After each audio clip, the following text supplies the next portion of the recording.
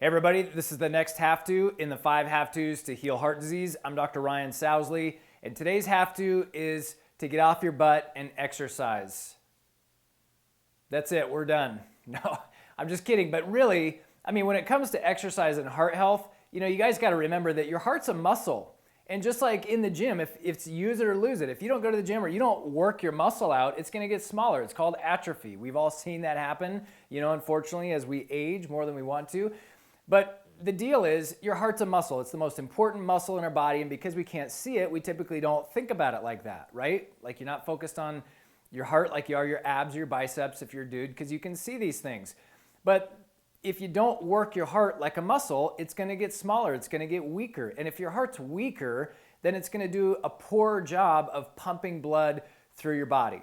I know this is really simple, but that's your heart's number one job, is to pump blood through your body. Well, why is that important? Well, that's how it's the transport system.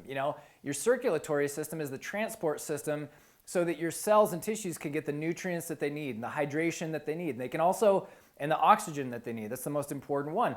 But it also serves as a return system for waste products and toxicity and lymphatic drainage and all these different things so that your body can excrete them, and it's the circle of life, right? And so when your heart's healthy, when your heart's strong, it's really efficient at pumping blood to the tissues and getting the blood back. Again, circle of life. And so the moral of the story is, you just got to work out. You got to get off your butt. You got to sweat a little bit. You got to get breathing hard, right? I always tell people, if you can talk to your neighbor while you're exercising, like the guy on the treadmill next to you, or let's say you're going for a run or a walk around the block, if you can have a conversation, that's not exercise, that's your warm-up, maybe. But you got to get your heart going. You got to start breathing hard. You got to get your heart going. And here's what's interesting. Studies show, there's a study just recently came out. They took a bunch of people that were on blood pressure medication and cholesterol medication. Then they took a bunch of people that just exercised, right? 3 or 4 days a week, 20, 30 minutes, nothing spectacular. And then they compared the two. And they found no statistical detectable difference between the two groups in terms of heart disease, longevity, early death, stroke, that type of thing. So the choice is yours. You can either take a toxic medication that only covers the symptom, never gets to the root cause, and has nasty side effects and costs a bunch of money, or you can get fit, look great, have a smaller waistline, and radically reduce your risk of heart disease, stroke, atherosclerosis, and the list goes on. This is the one thing I will say. Not all exercise is created equal. Getting off the couch and doing something, getting your heart rate going, sweating, that's the overarching theme. However, an hour on the treadmill, long distance, low intensity endurance training is not the same thing as, bursts of exercise like high intensity interval training. That's why, so many programs are out there now that utilize this concept called metabolic conditioning or high intensity interval training.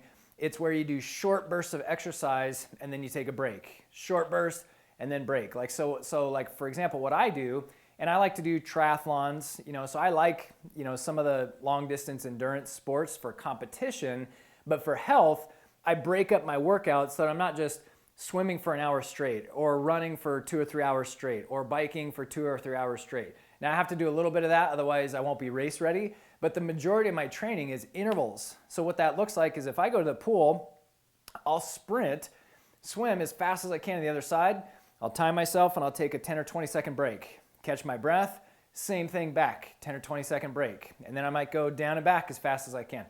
But I'm giving myself a break because studies show that it's this oscillation of heart rate. Your heart rate goes way up and then it comes back down. Then it goes way up and it comes back down from these bursts of exercise, that this oscillation of exercise or heart rate from metabolic conditioning spikes certain hormones in your body that are phenomenal for not just heart health, but for mood.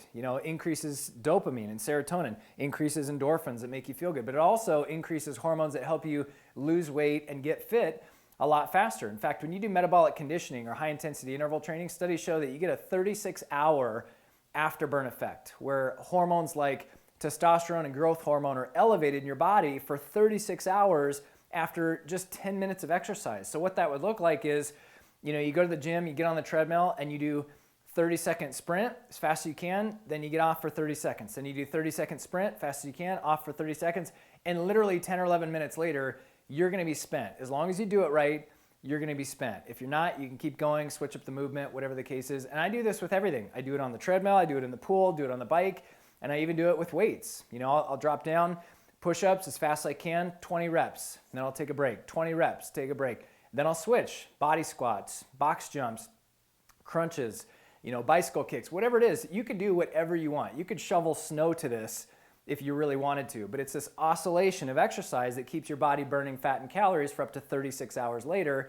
And when that happens, when those hormones are high, the reason why this is significant, especially for heart disease, is when those hormones are high, cortisol, which is your stress hormone, has to come down. Remember in the first video, we talked about inflammation, and stress is one of the main causes of inflammation. In fact, studies show that people that work out on a regular basis have better results at reversing depression or anxiety than people that are on antidepressants or psychotropic medications, because of what happens to your hormone levels. You know, they alter, they come back to normal, cortisol goes down. Here's the point, and here's the difference as I wrap this up. 10 minutes of high intensity interval training will get you a 36-hour afterburn effect where those hormones are optimized. An hour of low intensity, long duration, or moderate exercise like on the treadmill or in the pool or bike, whatever, walking your dog. Again, it's better than the couch, but you only get a 4-hour afterburn effect. So I want the most bang for my buck. You know, I want the most out of my time. And so for me, I do interval training. This is the best way to reduce cortisol, reduce stress hormones, and it's better for your heart. You know, long duration, low intensity endurance training is actually not that good for your heart. In fact, that's why a lot of people, you know, a lot of experts will say people that run marathons typically are more susceptible to things like heart attacks because their heart's working overtime for a long period of time versus getting it spiked up in energy and then taking a break, right? So again, the point is just get off your butt, do some exercise, sweat, breathe hard. But when it comes to exercise, not all exercise is created equal. Do high intensity interval training more so than you do long duration, low intensity. Hopefully this has been helpful to you. You're not going to want to miss the next video. We're going to be talking about stress and how stress is a killer, and it will kill you unless you kill it first. Stay tuned.